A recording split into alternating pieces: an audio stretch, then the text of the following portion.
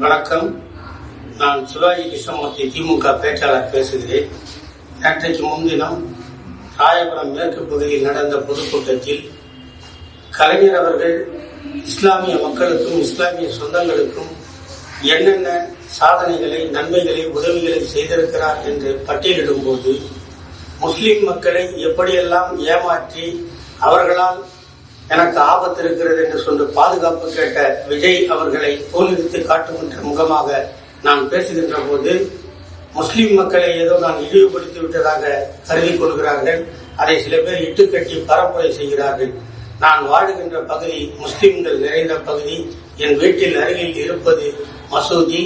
ஆகவே எனக்கு ஓட்டுநராக, என்னை கண்காணிப்பவராக, என்னை நலன் விரும்புகளாக முஸ்லிம் மக்களே இருக்கிறார்கள். ஆகவே முஸ்லிம் மக்கள் மீது எனக்கு எந்த காழ்ப்புணர்ச்சியும் விருப்பம் இல்லை.